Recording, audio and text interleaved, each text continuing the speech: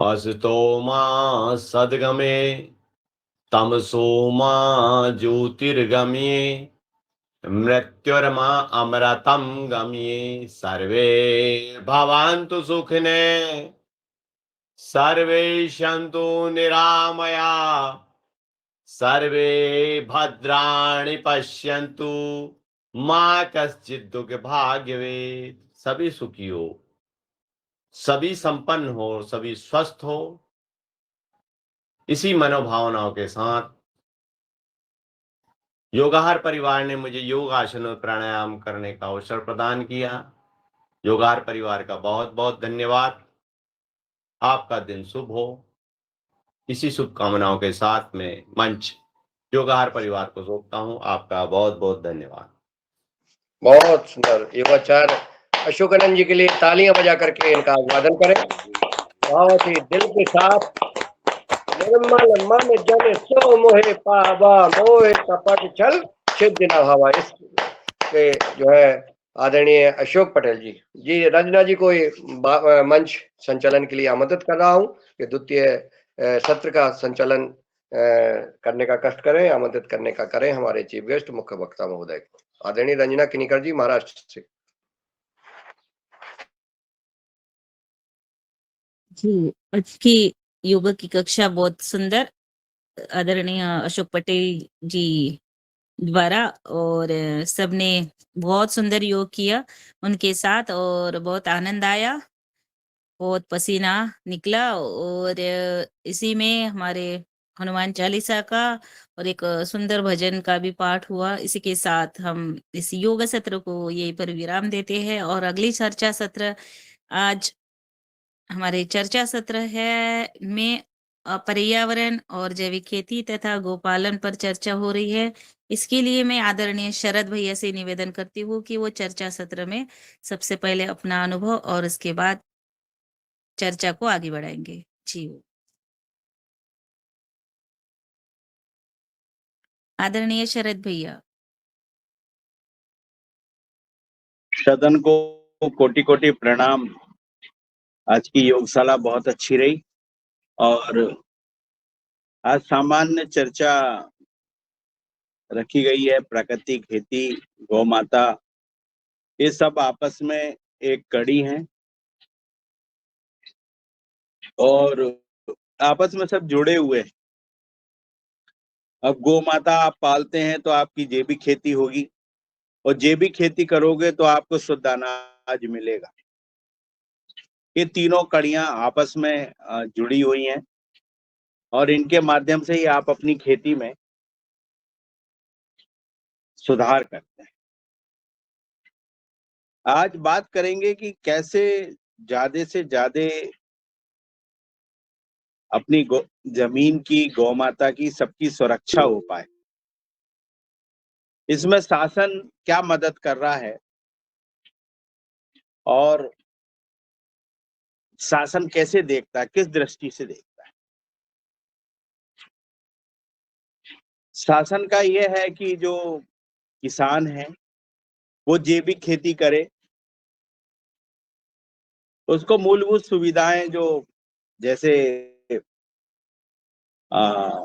4,000 रुपये एकड़ देने का बहुत सारे एफपीओ के माध्यम से, बड़ी बड़ी कंपनियों के माध्यम से देने का है जो किसानों को मिलेगा और किसान का रुझान जैविक की तरफ बढ़े, इसके लिए प्रयास किए जा रहे हैं। लेकिन अभी जैविक का जो रेट है, रेट के ऊपर बात आती है तो ये देखा गया है कि किसान को सही रेट नहीं मिल पाता। प्रशासन चाहता है कि किसान जैविक खेती करे और किसान चाहता है कि मुझे रेट सही मिले। ये दो पहलू बहुत महत्वपूर्ण उभर के आते हैं इसमें और सरकार की ये मंशा है कि जैविक खेती करे, किसान भरपूर पैदावार करे, लेकिन आम जनता को भी जो रेट है वो कम में उसका मिले। जो बीच का मार्जिन है वो कोई देने को तैयार नहीं। इससे आम किसान काफी नाराज है। आज एमआरपी अगर जैसे मान लो आज आप मक्का की एमआरपी ले लेते हैं तो आपने 2000 रुपए मक्के की एमआरपी केमिकल की करके रखी हुई है, लेकिन 2400 मंडी में आज 2400 है उसकी मिनिमम। 2400 है, अशोक भैया ने बताया, और मंडी में 1200 रुपए मक्का बिक रही।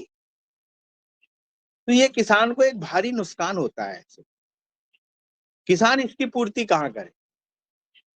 इसके लिए कोई सुनने वाला वो नहीं, कोई फोरम नहीं है, कहीं कोई ऐसा नहीं है कि ये चीज अपनी शिकायत को कहाँ करे। अब मक्का अगर आप 1 एकड़ में करते हैं, 20 कुंटल मक्का होती है, 24,000 की मक्का हुई और 18,000 का हमारा खर्चा हुआ। अब 4,000 रुपए एकड़ के लिए किसान से आप खेती करवा रहे हो, कैसे बेनिफिट होगा, कैसे फायदा होगा, इसका कौन भुगतान करेगा? ये 4,000 रुपए जो हमें मिले किसान को, इसका कैसे, इसका निराकरण कहाँ होगा, इसका कौन निराकरण करेगा? यहाँ बहुत महत्वपूर्ण है। रेट और करती दोनों में बहुत अंतर है। इन चीजों को भी अपने को समझना पड़ेगा कि किसान को नुकसान कहाँ होता है।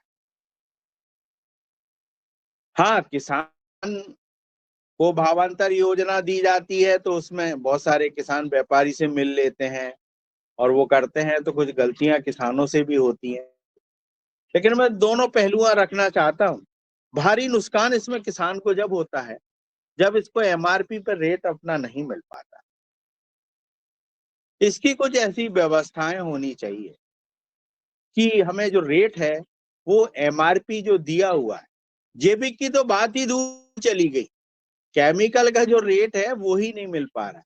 इस समय किसान को मक्का में भारी नुकसान हो रहा है। लगभग उसको नुकसान जो जा रहा है वो 20,000 रुपए एकड़ का जा रहा है, और ये 20,000 रुपए एकड़ उसको काफी भारी पड़ेंगे। हो सकता है कुछ किसानों को जो छोटे हैं उनको आत्महत्या की तरफ भी ये चीजें ले जाए। ये काफी डीपली है, ऐसा भी इस पे नहीं होना चाहिए। इस पे सरकार को इन चीजों पे बहुत ध्यान रखना चाहिए। आज हमने देखा कि हमारे यहाँ केवीके जो है, इतने सारे केवीके हैं, लेकिन उनकी 6-6 महीने हो गए पेमेंट नहीं हो रही, लेकिन उनकी तरफ से कोई उठाने वाला नहीं। जैसे किसानों की मक्के के रेट पर किसी ने नहीं उठाया। अब आपने देखो केवीके की पेमेंट नहीं हुई अभी तक, 6-6 महीने हो गए उनकी पेमेंट नहीं हुई है, कैसे होगा? रिसर्च में आपने पैसा काटा, रिसर्च में पैसा काटने से जो नई वेराइटीज आगे आने वाली है उनकी खोज कैसे होगी? बहुत सारी ऐसी चीजें हैं जो आज भी समझने की जरूरत है कि कैसे हम लोग इन रेटों को संभालें, सरकार और किसान के बीच में एक अच्छा सामंजस्य बैठे। मुझे ये लगता है कि जो इससे संबंधित जो मंत्रालय में जो लोग रहते हैं, जो अधिकारी गण होते हैं ऊपर के आईएएस लोग, जहाँ पे नीति बनती है, नीति आयोग और नीति में कुछ किसानों को भी बिठाना चाहिए और कुछ ऐसा हल निकालना चाहिए कि किसान को होने वाला लॉस कम से कम होवे, और ऐसी कुछ पॉलिसियां जो किसान को नुकसान दे रही हैं वो पॉलिसियां भी। आज गेहूं कटाई पे आ रहा है, हो सकता है डीजल का संकट आ जाए, अभी वो भी बड़ा भारी एक चल रहा है, तो इस पे भी एक बहुत बड़ा संकट है डीजल का। तो उसके विषय में भी विचार करना चाहिए कि कैसे किसानों की कटाई हो जाए। कोरोना के समय भी सबसे ज्यादा किसानों ने गेहूं दे के भारतवर्ष को हर आदमी का पेट भरने का कार्य किया था। इस धरती के जो किसान हैं वो भगवान से कम नहीं है। उन्होंने कोरोना में अपना गेहूं, आप सोचिए कोरोना के समय जाकर मंडियों में गेहूं को तुलाना, और बहुत अच्छी व्यवस्था थी इसमें। उस समय हमारे यहाँ शिवराज चौहान जी माननीय मुख्यमंत्री होते थे और उनका कार्य बहुत अच्छा था। उन्होंने आज भी हमारे यहाँ जो सोसाइटी से गेहूं खरीदा जाता है बहुत बड़ी मात्रा में, वो गेहूं हमारा एमआरपी में लेते हैं, तो किसानों को गेहूं में कुछ अच्छा पैसा मिलता है। लेकिन बहुत सारी ऐसी वेराइटीज हैं जो आज भी जो रेट निर्धारित है उस पर नहीं लिया जा रहा। तो ये भी इसका एक बहुत बड़ा हमारा है। बहुत सारे हैंड रेज हो रहे हैं, तो मैं आदरणीय दीदी अगर अशोक भैया को बुला ले फिर।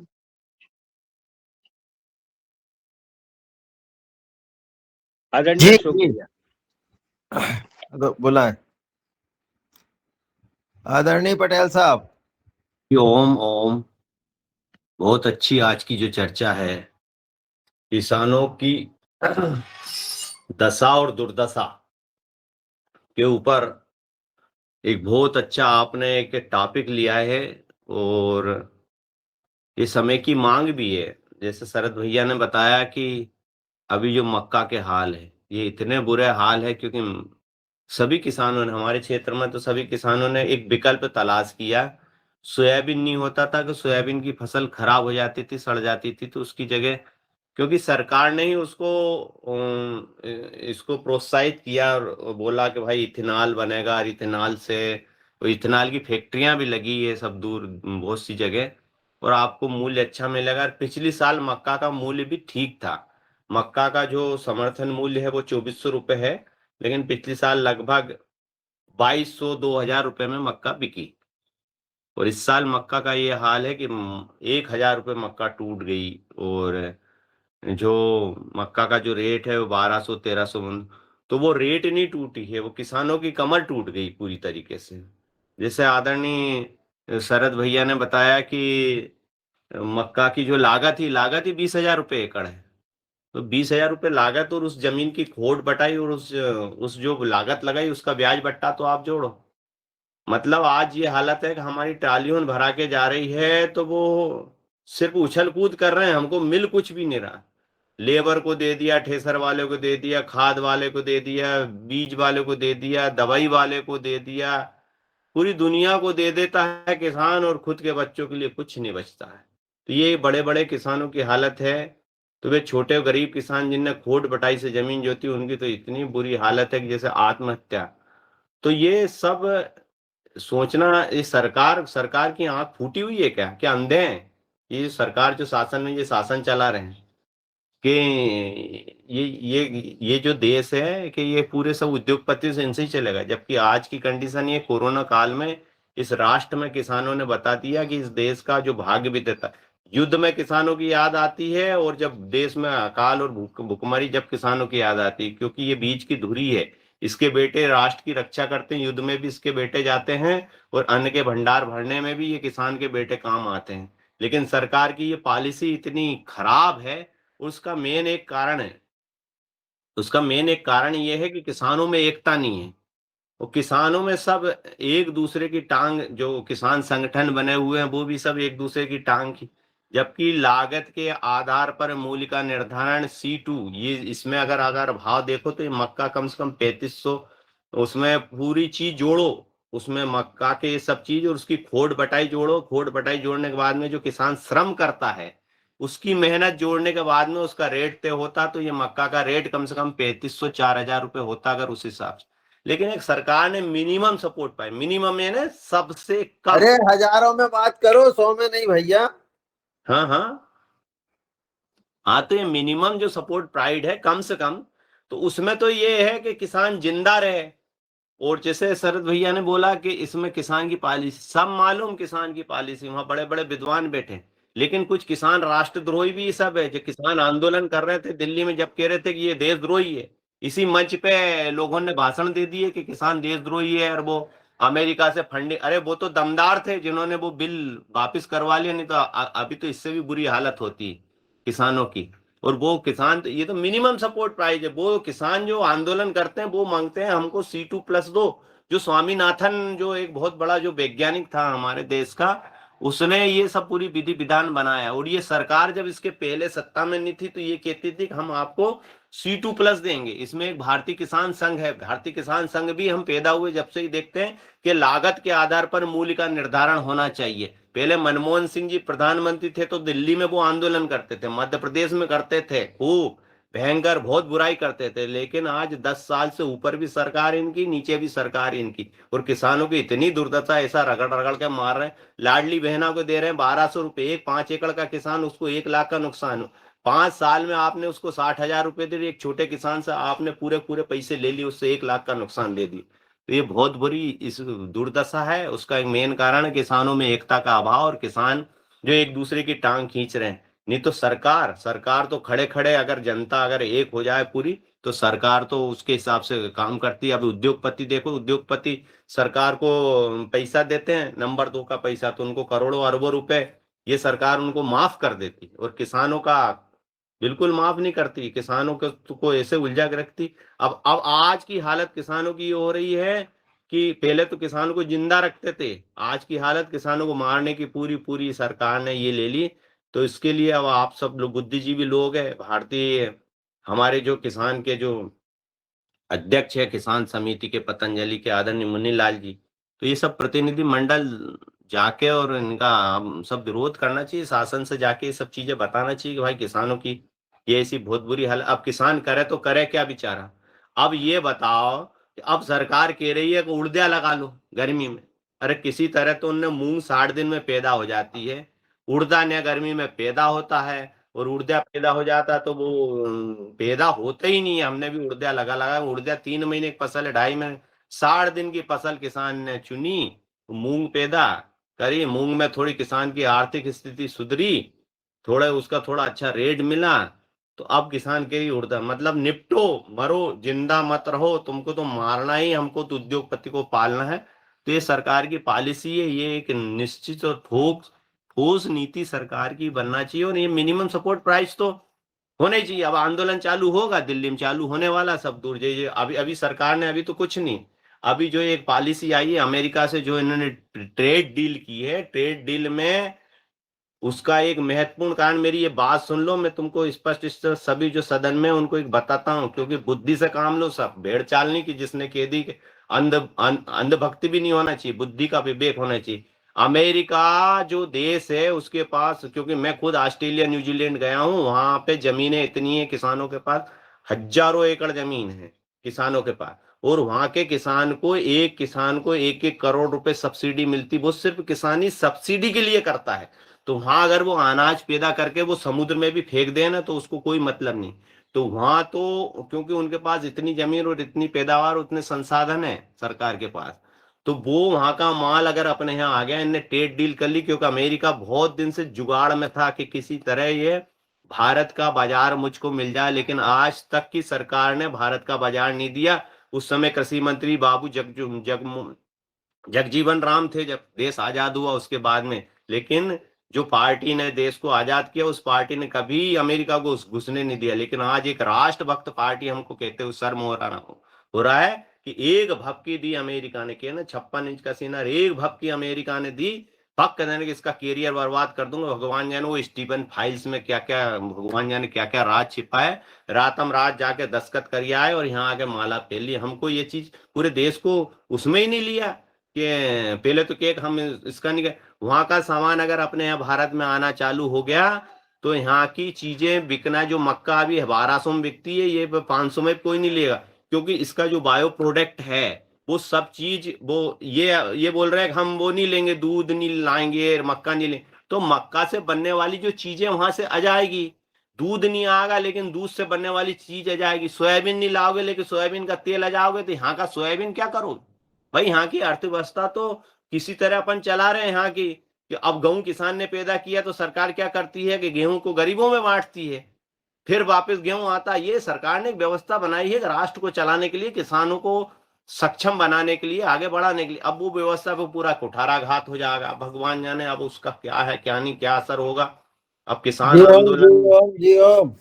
हाँ ओम जी, तो किसान अब आंदोलन करने वाले हैं दिल्ली में, तो पूरे कमर कस के उनका साथ दोगे तो ये हम राष्ट्र में तैयार हैं, हलचल होगी। हम जी ओम, तैयार धन्यवाद। हैं, हम तैयार हैं अशोक भैया।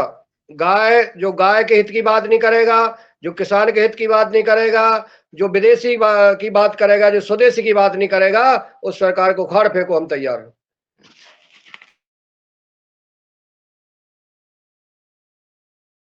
चूस दिया जी देश को, अभी तुम क्या, तुमको उखाड़ फेंक जी देंगे जी क्योंकि इतना जी जी पैसा। अभी अभी अपन बहुत देश अच्छा। बेनी सिंह भैया को सादर हाँ आमंत्रित जी करते हैं। बेनी बेनी सिंह भैया आप आइए। जी और सदन को समय का कोटि भी कोटि ध्यान रखें। जी सदन को कोटि कोटि नमन। अशोक भैया जो बात कर रहे थे वो कुछ शब्द ठीक थे, कुछ गलत भी थे इसमें, क्योंकि जो सरकार ने जो किसानों को वो ध्यान दिया है 2014 के बाद में शायद अभी तक किसी सरकार ने नहीं दिया है। और जब जब भी भाजपा की सरकार आई है अटल बिहारी वाजपेयी जी ने लेकर के अभी तक, वो जो सरकार जो किसानों के हित में खड़ी रही वो आज दिन तक किसी ने खड़ी नहीं रही। मोदी जी जो कानून लाने वाले थे वो उन्होंने बोला था कि 10,000 एपीओ पूरे भारत में बना करके किसानों का एक संगठन बना करके क्लस्टर बना दिया जाए, और किस क्षेत्र में क्या पैदा होती है वो उत्पादन से उपभोक्ता तक पहुंचाने के लिए किसान देश के किसी भी मंडी में अपना अनाज स्वयं जाकर के बेच सकेगा, उसको कोई रोक टोक नहीं रहेगी और कोई उसमें टैक्स नहीं लगेगा, या कोई रोड टैक्स या सेल टैक्स वगैरह उस किसान से नहीं लिया जाएगा। भैया इस पे इतनी अपनी अच्छी बहुत व्यवस्था, चर्चा हुई इतनी, है आदरणीय सिंह बनेश सुनो, जी, सिंह बने सिंह जी। जी, अरे आपको मेरी बात तो सुनो आपको पूरी आप। आपको उस चीज का नॉलेज नहीं है। बने सिंह जी, आपको नॉलेज नहीं है। मैं अरे ये एक बार बात मत शब्द बोल करो रहा हूँ भाई। आपको, जी आपको ओम नहीं जी है इन ओम। चीजों का नॉलेज, आप मत बोलो इन चीजों पे, क्योंकि ये मैं अरे बोल रहा हूँ भैया आपको ये नॉलेज है ही इस नहीं। मंच को मत बनाओ। ये जो हाँ। कांग्रेस और भाजपा मत बनाओ इसे। इस मंच हम्म। को अरे निरपेक्ष इस रहने मंच को दो। तथ्यों पे जो बात करो, तथ्यों पे, तथ्यों पे हाँ बात होना तथ्य की चाहिए, बात कांग्रेस करो। भाजपा नहीं होना चाहिए। और जिस चीज हाँ का नॉलेज नहीं है उसके बारे में नहीं बोलना चाहिए। आप पढ़े लिखे हो। दो शब्द बोले थे जी उन्होंने, वो जो वो कानून था ना, उसमें किसानों ने दो शब्द छोड़ो। बोल की थी कि जो जी मिनिमम ओम सपोर्ट प्राइस है वो उससे कम में घंटी कोई चीज नहीं बजाओ या खरीदेगा, घंटी बस बजाओ वही। इनको रोको। हम्म, हम्म। घंटी बजाओ रोको इनको। ये तो देखे मेरा तो ये अशोक निवेदन है। अशोक भैया जितनी बात कर रहे हैं उसमें कोई भी गलत बात नहीं कर रहा है अशोक भैया, और बहुत मरे सही जा रहे हो, और बहुत ये सत्य भैया है। मत बनाओ इसको।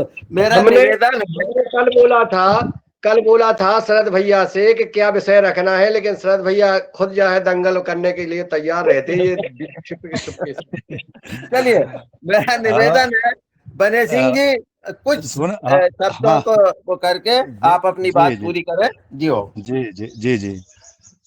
मेरा जैसे ऐसा है सभी से निवेदन भी है, और ये भी है कि जैसे क्या है, किसान राजाओं का राजा हो, धर्मात्मा का धर्मात्मा है।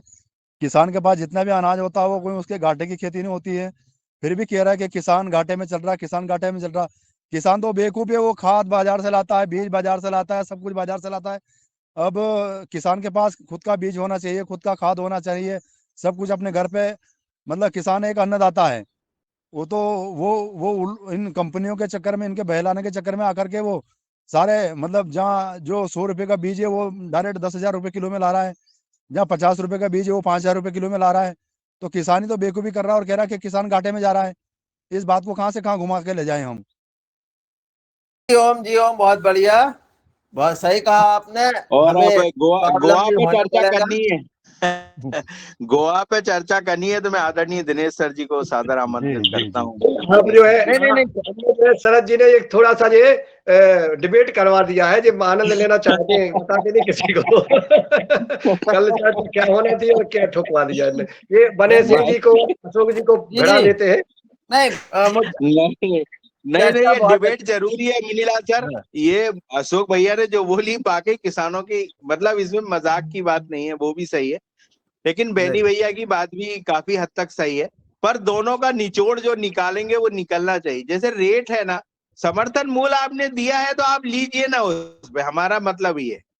और दूसरा ये है कि हमें भाई ठीक है, हम जो पुरानी सरकार थी उसकी तो 1000 खामियां थी, इनकी 2-4 खामियां हैं, लेकिन वो 4 जी ओम खामियां भी क्यों रहे, भैया वो भी दूर हो। सुनो तो भैया इस पे मुद्दे पे जो है अपन अभी चर्चा करें। आदरणीय दिनेश सनवाल जी का हैंड रेज है। जी जी जी, मैं दिनेश उसको सर जी को सादर आमंत्रित कर रहा हूँ कि हाँ वो हमें, दिनेश सर।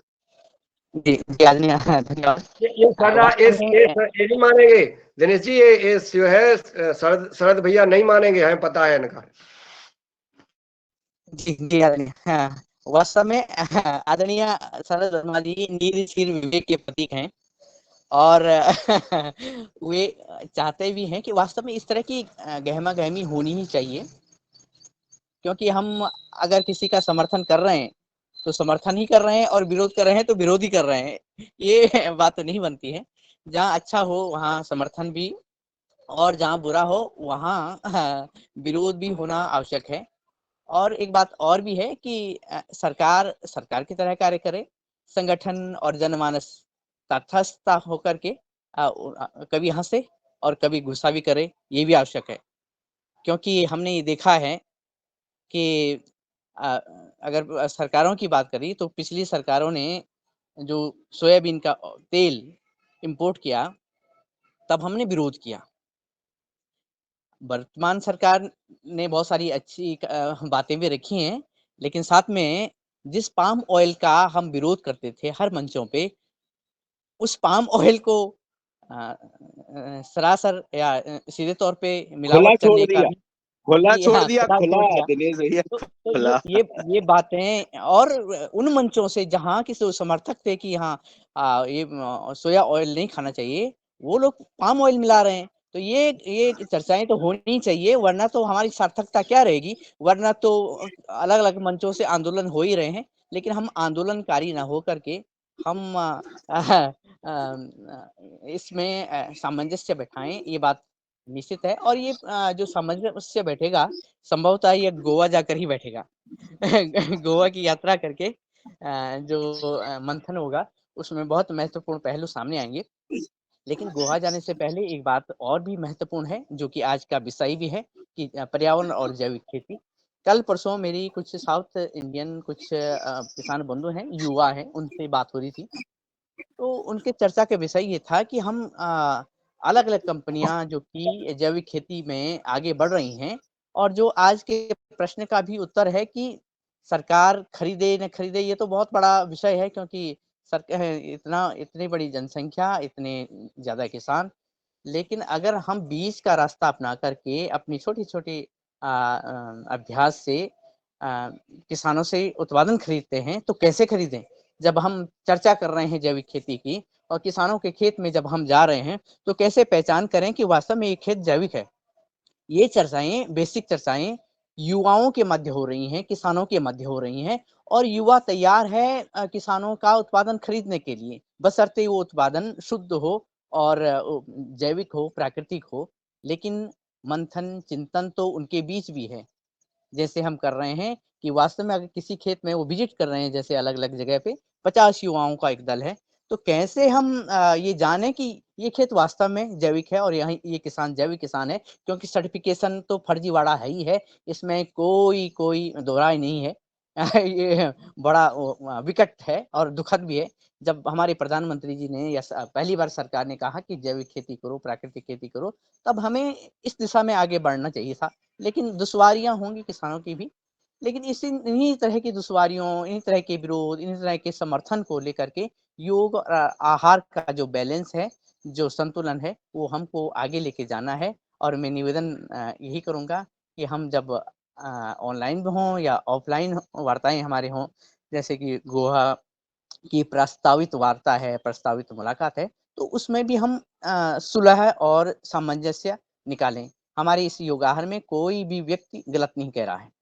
सही व्यक्ति लोगों की भावनाएं सही जगह पे आ रही हैं। थोड़ा नमक मिर्चा थोड़ा ज्यादा कम हो ही जाता है स्वाद अनुसार, लेकिन ये बातें हैं। और क्योंकि सरकारें तो आएंगी जाएंगी, और हम समर्थक होंगे, हम विरोधी होंगे, ये बात भी तो होगी। लेकिन वास्तविकता यही है कि सबसे बड़ा संकट भोजन का संकट है।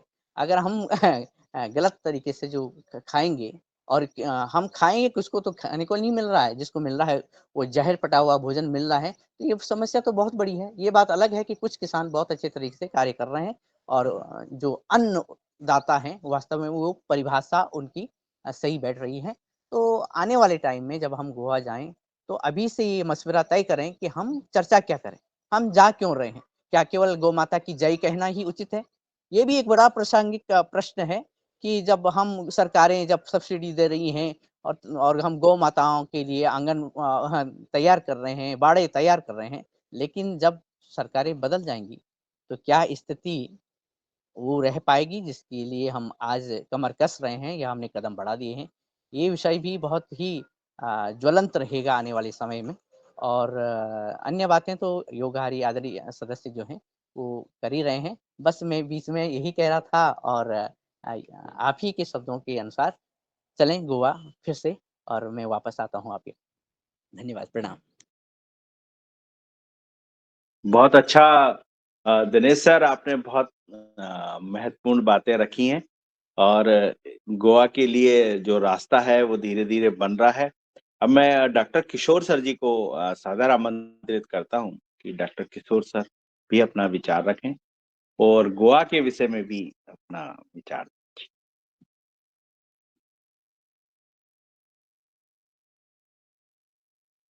हेलो जी सर, सर, ये आगे आवाज आ रही है? जी आगे सर। धन्यवाद। जी जी, सबसे पहले तो शरद जी ने जो विषय छेड़ा वही इसी मंच पे कम से कम मैंने 10 बार छेड़ा होगा, लेकिन सरकार के खिलाफ बोलना ही नहीं, यह एक अनगिनत एक उसूल अपन ने अपने मंच से बना दिया है। वो सही हुआ है गलत है, वो मेरे हिसाब से तो गलत ही है, क्योंकि हमारा नहीं, ये मंच ये जो है ये आपका कहना डॉक्टर साहब गलत है कि इस मंच ने ये बना लिया कि सरकार के खिलाफ नहीं बोल रहा है। हमने बोला है अभी कि जो गाय के खिलाफ जाएगा, जो किसान के खिलाफ जाएगा, जो हमारी शिक्षा संस्कृति के खिलाफ जाएगा, और वो कोई भी सरकार हो उसके अपन खिलाफ है। एक अब ऐसा नहीं है, लेकिन सीधा सीधा एक ही एम में अगर बात करना तो ये वो नहीं है, ऐसा नहीं है। जो गलत है तो गलत है, नहीं ऐसा नहीं, नहीं। ये किसी मुन्नीलाल जी, सरकार का नहीं है न किसी पार्टी का मुन्नीलाल नहीं जी सुनिए, पहले दिन से मैं जुड़ा हूँ। 100 बार हम विरोध की बात करते हैं तो उसको चुपचाप रखा जाता है और 2-4 बार उसको विरोध किया जाता है, तो परसेंटेज भी देखो तो 90% यही होता है कि सरकार के खिलाफ बात नहीं करना करके। यही मंच की जो मेरा अध्ययन है वो इस तरह से है। खैर वो बात छोड़ो, मैं जो कह रहा हूँ कि हम अध्ययन वाले लोग हैं और अध्ययन का ये मंच है। अध्ययन में जो शरद भैया ने बातें रखी है और बाकी भी जो पटेल साहब और बाकी बने सिंह जी ने सबने जो रखी बातें हैं, उसका निचोड़ जो है, निचोड़ ऐसा है कि जो 3 कानून जो लाए थे वो बहुत अच्छे कानून थे और उस पे मैंने अपने इसी मंच से वीडियो भी यानी मैंने लेक्चर भी दिया था, आंदोलन चालू होने के पहले दिया था, और इसमें आंदोलन होगा इस पे भी मैंने प्रेडिक्शन भविष्य बोल दिया था और उसके 2 महीने के बाद में वो भविष्य वो हुआ और वहां पे पंजाब हरियाणा में हुआ।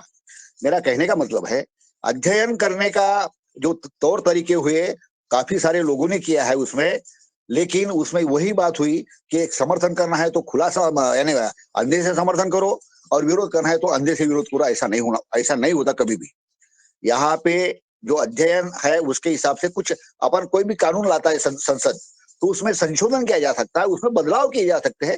कानून को ही बंद कर दो, यह तरीका नहीं होता। किसान संगठनों ने वही गलती की है उस समय और बाकी राजनेताओं ने भी वही गलती की है और मोदी ने भी वही गलती की है। मोदी ने दूसरे टर्म में कम से कम उस तरह से लाने के बाद में उसमें क्या संशोधन है क्या नहीं है उसको एक समिति के पास भेजते थे, उसमें संशोधन करवाते, क्योंकि वो जो 3 कानून है वही किसान की स्वतंत्रता लाने वाले कानून है। मैं दावे के साथ बोलता हूँ। अपने मंच पे भी 2-4 वैज्ञानिक थे, उन्होंने बोला था, विरोध कर दिया था। मैंने बोला था, मैंने खुला चैलेंज दिया था कि इस पर अब हम संसद या मंच पे खुला बहस करेंगे, लेकिन उसके बाद में कोई उस पर चर्चा करने के लिए आगे आया नहीं है। मैं फिर से बोलता हूँ कि वो जो 3 कानून है उसमें कुछ संशोधन के साथ में यदि हम चर्चा करते हैं और उसको यदि पारित करवाते हैं मोदी जी की ही रेजिम में, तो वही स्वतंत्रता किसान की लाने वाले कानून है और उसी से रास्ता निकलने वाला है, ट्रेडिंग का निकलने वाला है। ये एक बात। दूसरा जो समर्थन मूल्य वाली बात है उसमें एक डॉक्टर शरद जोशी जिन्होंने इस देश को स्वतंत्रता देने के लिए आंदोलन किया और अपने अध्ययन किया, वो सिर्फ आंदोलन करता नहीं थे, अध्ययन करता थे। उन्होंने जो कुछ फार्मूले दिए थे, स्वामीनाथन जी ने फार्मूले दिए थे कि आप जो ये है सीजन शुरू होने के पहले ही उसमें 10-15 जो क्रॉप्स है, मेन क्रॉप्स है, उसका समर्थन मूल्य बढ़ा के आप पहले ही बोल दो, ताकि किसान सोचेगा कि भाई मुझे ये 10 में से कौन से लगाना है, उस तरह से वो चयन करेगा। आज ऐसा होता है, मूंग का भाव बढ़ गया तो अगले साल मूंग ही लगाते हैं, लहसुन का भाव बढ़ गया तो अगले साल लहसुन ही होता, और उसमें बर्बादी किसान की होनी ही है, ट्रेडिंग में भी होती है। तो ये जो कुछ बुनियादी बातें अध्ययन वाली, उनको सामने रख के यदि हम चर्चा करते हैं और उस तरह से प्रेशर लॉबी, आंदोलन करने का मतलब किसान सरकार के खिलाफ बोलना ऐसी बात नहीं है। उसका एक प्रेशर होता है, प्रेशर ग्रुप होते हैं, और प्रेशर ग्रुप के माध्यम से हमारे एमएलए है, एमपी है और बाकी जो है उनके पास में यदि हम बात रखते हैं तो निश्चित रूप से संसद में, विधानसभा में पास होता है। हमको इन कंस्ट्रक्टिव तरीकों की तरफ जाना है। मैं फिर से बोलूंगा, योगाहार मंच ये काम कर सकता है क्योंकि इसमें बहुत बुद्धिजीवी लोग हैं, लेकिन ये बुद्धिजीवी लोगों ने ऐसी खुली चर्चा करवानी चाहिए, अंधापन छोड़ के, और एक खुली चर्चा करवा के ड्राफ्ट बनाना चाहिए। और वो ड्राफ्ट जो है वो किसानों को, किसानों के संगठनों के द्वारा, आम जनता के द्वारा जगह जगह पे जो सांसद है, विधायक है, उनको देना चाहिए और प्रेशर ग्रुप के जरिए हमको वो पास करवाना चाहिए। मैं फिर से बोलता हूँ, मोदी जी के जमाने में ही ये हो सकता है, दूसरा कोई भी करे, क्योंकि उनके पास में एक अटूट विश्वास और इच्छा शक्ति वाली बात है। इस तरह से यदि हम बात सोचे तो निश्चित रूप से भारत का भविष्य उज्जवल करने के लिए, किसानों का भविष्य उज्जवल करने के लिए हमारा मंच सहयोग देगा। इस पे खुली चर्चा करने के लिए, उसमें कुछ संशोधन के साथ में क्या करना चाहिए, इस पे कभी भी बहस करने के लिए किसी के भी साथ, किसी भी मंच पे मैं तैयार हूं। धन्यवाद। बहुत अच्छा डॉक्टर साहब, और आपकी जो बातें होती हैं वो बहुत महत्वपूर्ण है। और मुन्नीलाल सर ने कहा है कि जो सरकार गाय के हितैषी नहीं है, जो किसान हितैषी नहीं है, तो ऐसी सरकार को उखाड़ फेंको। तो इसमें ऐसे सभी के विचार है, जो है वो सही है, लेकिन अपन चाहते हैं कि आगे आने वाली सरकार ऐसी आए जो गाय को गौ माता घोषित करे, जो जाति परिवर्तन हो रहा है उस पे संविधान में नियम ले आए। भैया कोई किसी की जात में परिवर्तन नहीं होगा, जो हिंदू है वो हिंदू रहेगा, जो मुसलमान है वो मुसलमान रहेगा। परिवर्तन करेगा सजा होगी, आपको 10 साल की सजा है। ऐसे कानून लाने पड़ेंगे। ऐसे काम नहीं चलेगा कि उसने बदल दिया, फिर उस युद्ध चल रहा है कि साहब वो तो मुसलमान बदल दिया। अरे आप तो कानून ले आओ बाकायदा, भैया 10 साल की सजा जो मुसलमान बना, भैया जो गाय कत्ल करेगा उसको सजा। ये चीजें लेके आनी पड़ी। किसान का जो समर्थन मूल्य है वो पैसा मिले, ये सीधे सीधे से सवाल है। इसमें काय के लिए उसको राजनीति में इतना लंबा कर। हम तो कहते हैं जो सरकार आए वो 3 चीजें करे, गौ माता को घोषित करे, कत्ल आना बंद करे, उसके बाद जो धर्म परिवर्तन हो रहा है उस पर कानून लाए बाकायदा। अगर कोई ईसाई बनाता है तो 10 साल की उसको सजा हो जाए। ये कानून आने चाहिए। और जो किसान को समर्थन मूल्य पे रेट मिलना चाहिए।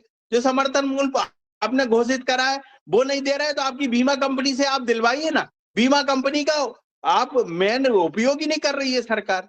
भाई बीमा कंपनी का यह है कि जो चीज में हमें रेट नहीं मिल रहा उसमें हमें रेट मिले पूरा कम से कम। तो आप बीमा कंपनी से बोलिए भाई इनको 1200 रुपए रेट मिल रहा है, 1200 रुपए आप भरवाइए।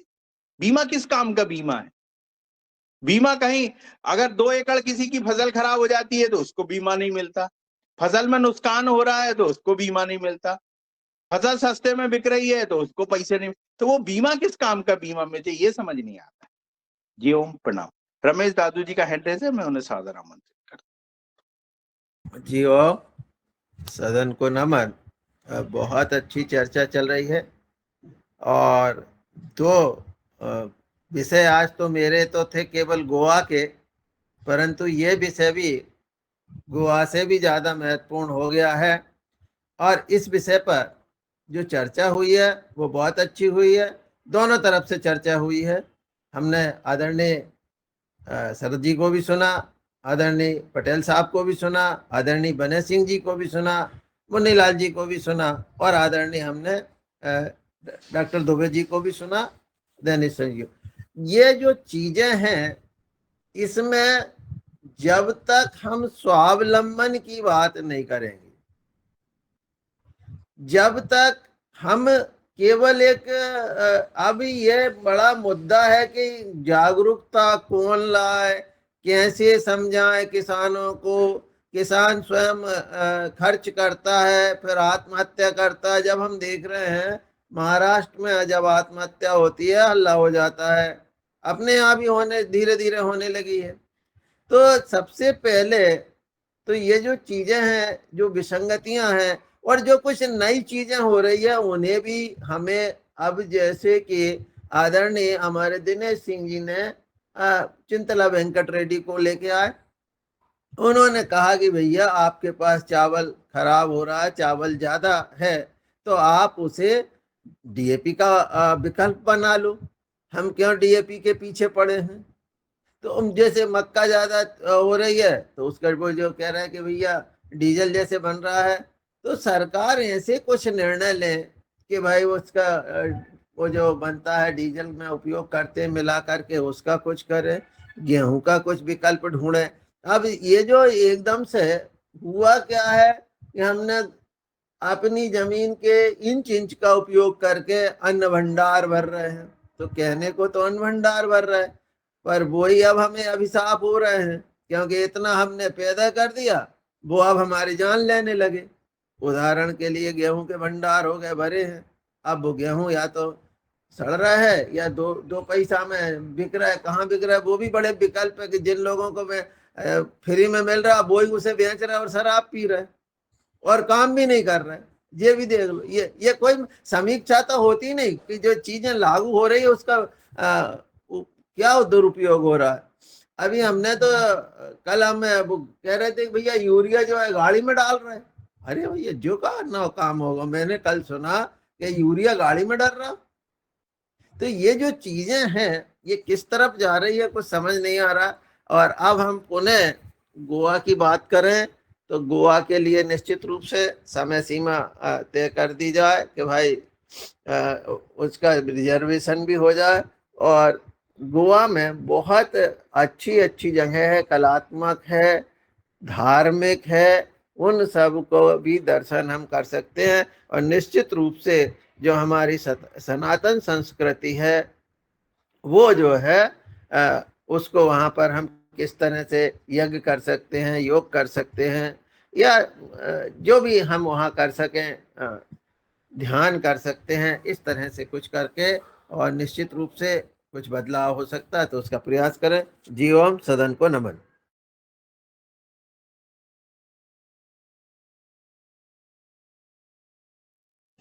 बहुत अच्छा दादू, बहुत बढ़िया।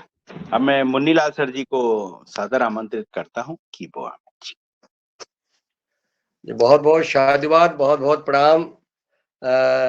और आप सब ये जो चर्चा चल रही है, जैसा सरकार हम ये कहते हैं, देखो सरकार जो काम कर रही है कुछ काम गलत कर रही है, ठीक नहीं कर रही है, उसमें सुधार करने की आवश्यकता है। जैसा आदरणीय मेहरा जी ने कहा है, आदरणीय शरद भैया ने कहा है और दिनेश जी ने कहा है कि उसको अपन सुधार कर सकते, सुधार की बात करें। लेकिन किसी से अगर कोई चीज मांगी जाती है तो भाषा ठीक हो।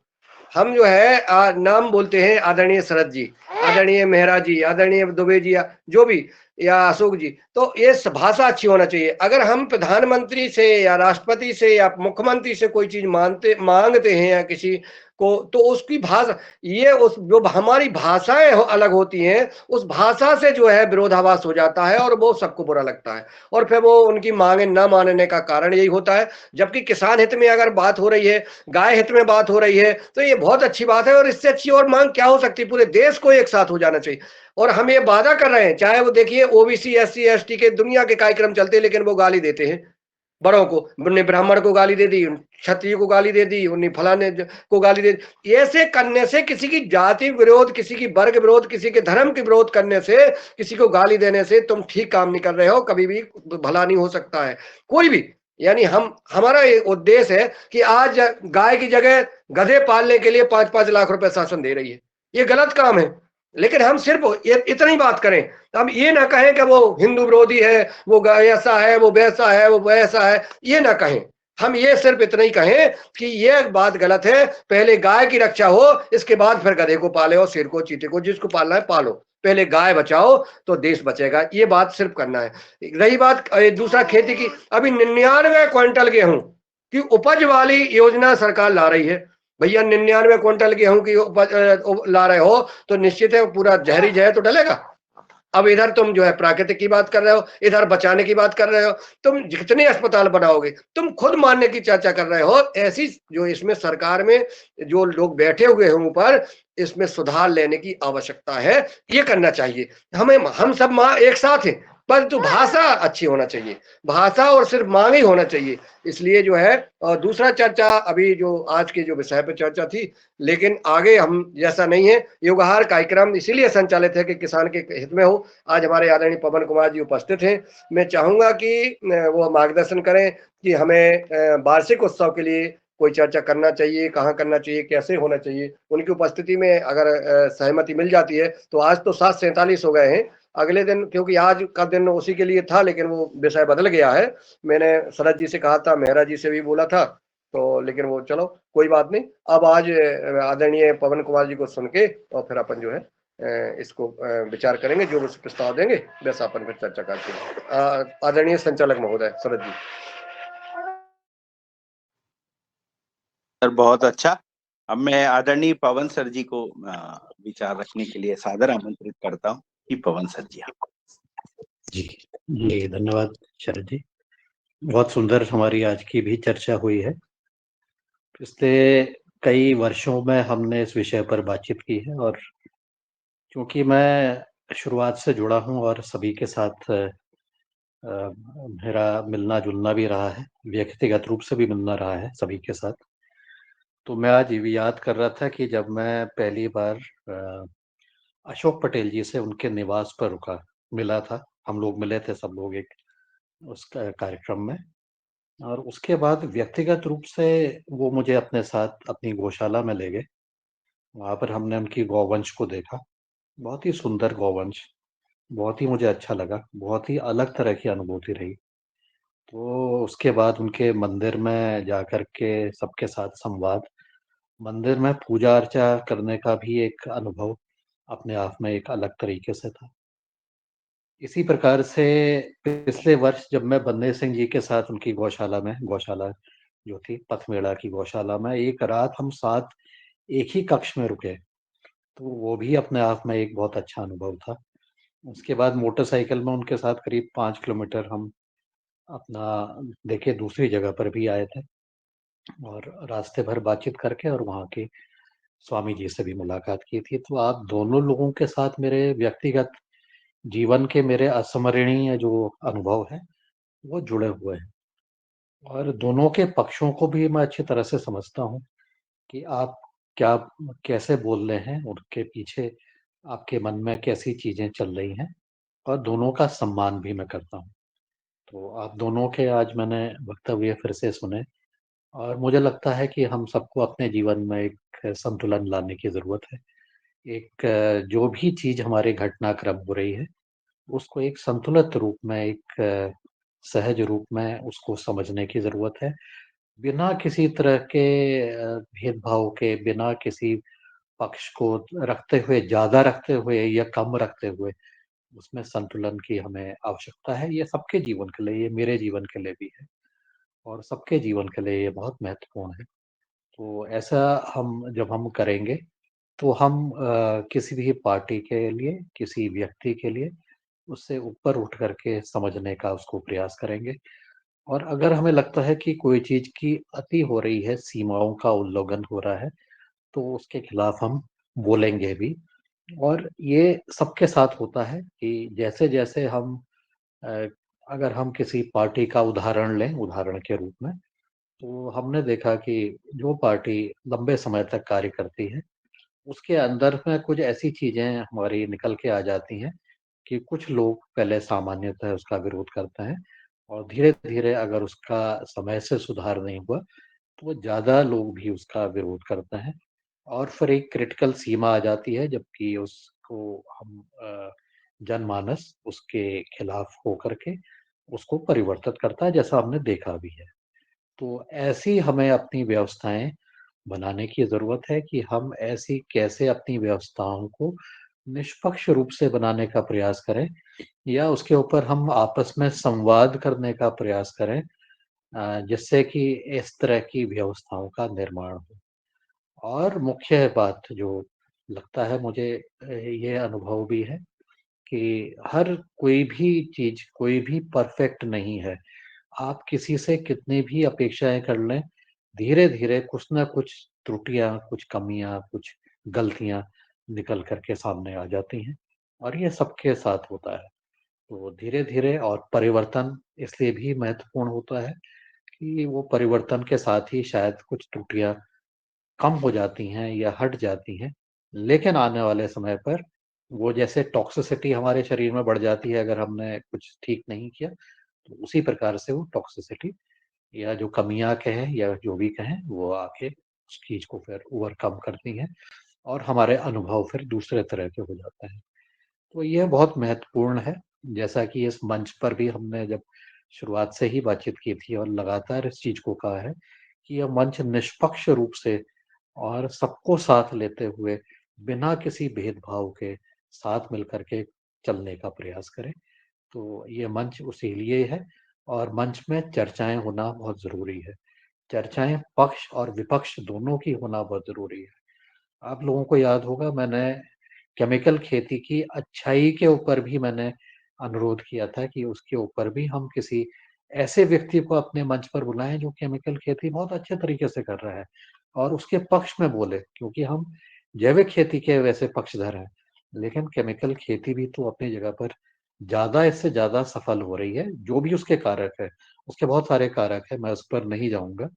लेकिन केमिकल खेती की वजह से भी आपके देश में कुछ न कुछ अच्छी चीज़ें भी हुई हैं। लेकिन धीरे-धीरे जैसा मैंने कहा कि बहुत सारी जब चीज़ें एक ही तरह से चलती हैं, तो उसकी नकारात्मक चीज़ें भी धीरे-धीरे सामने निकल के आती हैं। तो हम किसी भेदभाव के बिना किसी पक्ष को रखे हुए, किसी के प्रति ज़्यादा टिल्ट करते हुए, ये देखें कि ये वो चीज़ें क्या हमारे समाज के लिए, हमारी प्रकृति के लिए, हमारे जीवन के लिए, हमारे मेल-भाव के लिए, हमारे आपस में अच्छे संबंधों के विपरीत अगर कोई चीज़ जा रही है, आर्थिक रूप से कहें, सामाजिक रूप से कहें, किसी भी रूप से कहें, तो उस चीज़ का हमें ज़रूर उसके ऊपर चर्चा करनी चाहिए और फिर संगठित रूप से उसका विरोध करना चाहिए। ऐसा मेरा मानना है, वो हर एक चीज़ के लिए है।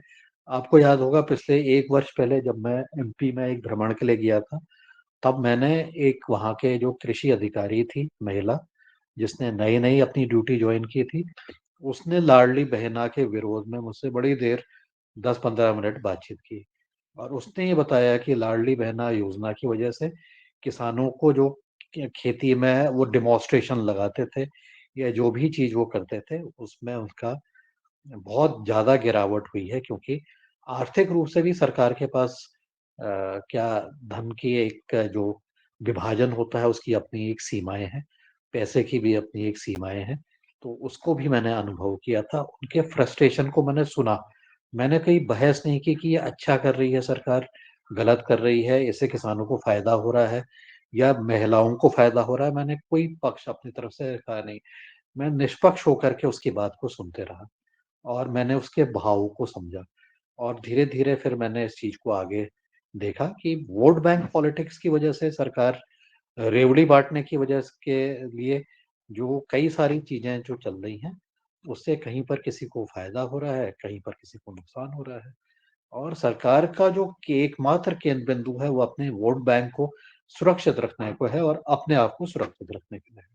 इसलिए ये बात बहुत महत्वपूर्ण हो जाती है जो रमेश चंद्र मेहरा जी ने कहा कि हम स्वावलंबी बनने के दिशा में हम कैसे सोचें अपने आप को। सरकार को अपनी जगह पर काम करने दो, कोई संस्था है उसको अपनी जगह पर काम करने दो, लेकिन आपको हमारा ध्येय एक जनमानस के रूप में, एक देश के रूप में, एक समुदाय के रूप में, हमारा ध्येय अपने आप को स्वावलंबन की तरफ हमें अग्रसर होना चाहिए, उसके लिए हमें आवश्यक कदम उठाने चाहिए, उसके लिए पहले हमें चर्चा करने की ज़रूरत है। मेरा अपना अनुभव पिछले कुछ दिनों पर मुझे जब दूध पीने से मना किया, पैकेट वाला दूध ही आता है हमारे वहाँ, गाय तो है नहीं, शहर में यही स्थिति है अनबन। तो मुझसे कहा कि गाय मतलब आप दूध बिल्कुल बंद कर दिए, मिल्क प्रोडक्ट्स को बिल्कुल बंद करिए। तो मैंने कहा इसका विकल्प क्या है? उन्होंने कहा सोयाबीन का मिल्क लें। तो मैंने सोयाबीन का मिल्क बड़ी मुश्किल से 1 लीटर मैंने मँगाया। बाकी उन्होंने कहा कि आप टोफू वगैरह खा सकते हैं जो कि सोया पनीर है। तो पैकेट वाला टोफू मैंने लिया और फिर मैंने उसको प्रयास किया कि ये समझने के लिए कि टोफू मैं क्या घर में बना सकता हूँ? तो मैंने सोयाबीन के लिए ऑनलाइन सर्च किया। तो मुझे सोयाबीन की जो कीमतें हैं 150, 200, ₹250 प्रति किलो ऑनलाइन मुझे मिली और मैंने हालाँकि उसको खरीदा तो नहीं है, लेकिन मैंने सोचा कि जब ये इतना ज़्यादा महँगा यहाँ पर मिल रहा है और तो ज़रूर किसानों को कितने का मिल रहा होगा। कि पैकेट में मुझे अगर ये 3 ₹200 ₹150 से कम नहीं है, ₹150 से तो कम किसी हालत में है ही नहीं। ₹200 ₹300 किलो भी वो पैकेट वाला मिल रहा है, तो मेरे मन में भी विचार आया कि किसान को कितने का मिल रहा होगा। और आज अभी बात जब मक्के के बारे में हो रही थी, तो मैंने कुछ मक्का भी ऐसे ही ऑनलाइन मँगाया था, आटा ही मँगाया था। तो उसके बारे में मैं भी चिंतित ये हो रहा था कि मैं अगर किसान से लूँगा, तो मुझे क्या इससे सस्ते में मिलेगा? जो मुझे अभी ₹200 का सोयाबीन मिल रहा है, तो क्या मुझे सस्ते में मिलेगा? ऐसे प्रश्न मेरे मन में भी आ रहे थे और आज ये बात पर भी हमने चर्चा की है और निश्चित रूप से हमें इस विषय पर भी चर्चा करनी चाहिए, क्योंकि मैंने सरकार के जो प्रयास हैं, जो एफपीओ के लिए जो प्रयास हैं, उसके लिए ऑनलाइन व्यवस्थाओं को मैंने जो बनी हुई हैं, उसको मैंने देखा और मैंने जब खरीदने का मैंने प्रयास किया, तो मैंने ये पाया कि मुझे जितनी लागत उसकी आ रही है पर केजी में, उतनी लागत मुझे ट्रांसपोर्ट के लिए देनी पड़ रही है। तो मैंने उसको नहीं खरीदा और मैंने अपने गाँव जो शहर में दुकान है, वहाँ से उसको जाकर के लेना मैंने उसको बेहतर समझा। क्योंकि अब ट्रांसपोर्ट की समस्या को कैसे आप करें अगर वो कोरियर से आ रहा है या पार्सल से आ रहा है। तो कहीं न कहीं ये सारी व्यवस्थाओं में आपकी इकोनॉमीज़ ऑफ स्केल आ जाती हैं, कि आपके पास एक ट्रक भर के सामान आया और उसको दुकानदार ने उसको सीधे जब आपको दिया, तो उसकी लागत आपको शायद कम मिलेगी, लेकिन बीच के आपके कई सारे खर्चे उसमें जुड़ गए। मुझे लगता है कि इस विषय पर भी हमें ज़रूर चर्चा करनी चाहिए कि ये जो किसान और उपभोक्ता के रूप में जो दूरी है, उसको हम कैसे कम कर रहे हैं और उसकी लागत को, उसके मूल्यों को हम कैसे हम कम कर सकते हैं? क्या हम कोई मॉडल बना सकते हैं योगाहार में? क्या हम उसके लिए कोई एक प्रयास कर सकते हैं, कुछ-कुछ लोग मिल कर के, एक सामूहिक रूप से किसान से सीधे खरीदें और वहाँ पर जो ट्रांसपोर्ट का खर्चा है और जो बाकी खर्चे हैं, उसको वो लागत को कम कर सकें। तो ऐसी व्यवस्थाओं को बनाने के लिए अगर हम बातचीत करते हैं और करते हैं, तो हम अपने आत्मनिर्भरता के जो हमारा एक संकल्प होना चाहिए, उसकी तरफ निश्चित रूप से आगे बढ़ेंगे। लेकिन बहुत सारे विचार हमारे हो सकते हैं। मुझे आशा है कुछ चीज़ों की तरफ हम लोग बढ़े हैं। मैंने कुछ संक्षेप में अपने विचार दिए हैं। ऐसे बहुत सारे अनुभव मुझे इस बीच में हुए, जब मैं खुद ऐसी चीज़ों को लेने का मैंने प्रयास किया कि मैं शुद्ध खाऊँ और मैं शुद्ध चीज़ों को का ही सेवन करूँ और इस तरह से तो ये कुछ विचार हैं। आज के लिए इतना ही। अब चर्चा हमारी बहुत सारी। हाँ, मैंने गौपालन और अभी सीएनजी के ऊपर एक मेरे पास एक कुछ डॉक्यूमेंट आए थे, मैंने मुन्नीलाल जी को भी दिए हैं। 2 डॉक्यूमेंट्स हैं कि मध्य प्रदेश में कुछ एक स्कीम जो है शायद उपयोगी है, तो उसका फ़ोन नंबर भी मैंने दिया है जहाँ से मेरे पास उसका आया है। तो मेरा अनुरोध उनसे भी रहेगा कि वो उनको भी वो शेयर कर लें और एक दिन उन व्यक्ति को यदि संभव हो तो बुला लें और गोपालन को करने के लिए हाँ, गोपालन से संबंधित मेरे कुछ एक अनुभव ये भी रहे कि गोपालन तो अपनी जगह पर बहुत अच्छा है, लेकिन गोपालन का उपयोग आपका चमड़े की जगह हो रहा है, बीफ के लिए हो रहा है। चमड़े का उपयोग करने के लिए मेरी शरद जी से भी बातचीत हुई थी कि एक संस्थान के साथ मेरा संपर्क हुआ, जिनके साथ अभी बातचीत चल रही है। वो वेस्ट मटीरियल से आपके जब जो भी वेस्ट मटीरियल है, उससे आप उससे लेदर बना सकते हैं, यानी कि आप चमड़ा बना सकते हैं। उससे आप उसके कई सारे उत्पाद बना सकते हैं, पर्स बना सकते हैं, बेल्ट बना सकते हैं। कोई भी उत्पाद लेदर की आप कार की सीट्स बना सकते हैं, जैकेट्स बना सकते हैं, पर्सेस कोई भी चीज़ आप बना सकते हैं। उसके ट्रायल्स हमारे हो गए थे। मैंने उसको यहाँ पर जो हमारा वेस्ट होता है उसको मैंने यूटिलाइज़ किया। उसके प्रोडक्ट हमारे बन के आ गए थे। इस बीच में उनके साथ मीटिंग भी हो गई है जब मैं यहाँ था। तो मुझे लगता है कि ये भी एक बहुत बड़ा चीज़ है कि हम कोई भी वेस्ट हो, उसका हम सदुपयोग करें और गोपालन के दृष्टिकोण से ये जो वीगैन लेदर वाला है, आप इसको सर्च करेंगे तो आपको भी ऑनलाइन मिल जाएगा इसमें। वीगन लेदर का एक काफ़ी अच्छा तरीके से अब चल रहा है, भारत में इम्पोर्ट हो रहा है और मुझे लगता है कि गोपालन को गोरक्षा के लिए वीगन लेदर को वेस्ट से जो बना है, उससे गो हत्या के रूप में भी उसका कहीं न कहीं हमारा मतलब उसको बंद करने के लिए हमारा समर्थन हो सकता है, और ऐसे उत्पाद का यूज करके, हमारा खुद यूज करके उससे उद्यमिता को भी बढ़ावा दिया जा सकता है। तो इस विषय पर हम अलग से बातचीत करेंगे, अभी समय भी हो गया है। मैं अब अपनी वाणी को विराम देता हूँ। जी नमस्कार, धन्यवाद। अब आधी घंटा 1 घंटा बाद जी सर, बहुत अच्छा और बहुत महत्वपूर्ण जानकारियां प्राप्त हुई। और इसमें आपने जो पॉलीथीन का जो पैकेट, दूध का जो पैकेट है, उसके विषय में बताया। हम भी बहुत हमेशा से इसका पॉलीथीन वाले पैकेट का विरोध करते हैं, और ये बहुत बहुत सारी चीजें हैं। आज आपने बहुत गहन जानकारियां दी सर, बहुत बहुत आभार। मैं अब रमेश दादू को बुलाता हूं कि आज का समापन करें और अपने विचार रखें। जी ओम, निश्चित रूप से जो है बहुत अच्छी चर्चा हुई है, पर जो एक मुद्दा था, आदरणीय पवन सर से आग्रह था कि जो गोवा वाले कुछ ज्यादा नहीं बोला, तो दो एक बात बोल करके कि भाई क्या उसमें अभी समय हो गया है, अब कल एक दिन रखो उसको अलग से, रोज यही करते हो ना। वो रोज रोज बढ़ते जाएंगे और आप लोगों ने वो ऐसे ही गड़बड़ होती है, तो उसको 1 मिनट में बोलने में कहाँ के समय बहुत ज्यादा लग रहा है, आप ये बताइए। यदि पवन सर जी हाँ ना कर दें तो इसमें कहाँ के समय बहुत हो गया, कितना 3 मिनट नहीं हुआ जी।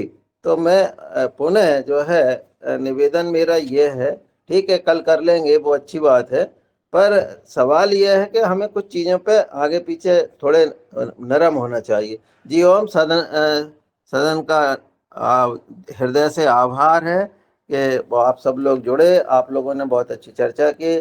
जो हमारे किसानों की समस्या है उस पर भी आपने चर्चा की है, और जो हमारे जो सिद्धांत है कि भाई हमारा योगाहार के जो मूलभूत अवधारणा है उस पर भी आज पवन सर ने बहुत अच्छी बात बताई कि दोनों पर पक्षों में संतुलन करके और उस पर हमें आगे बढ़ना चाहिए। जी ओम, सदन को नमन।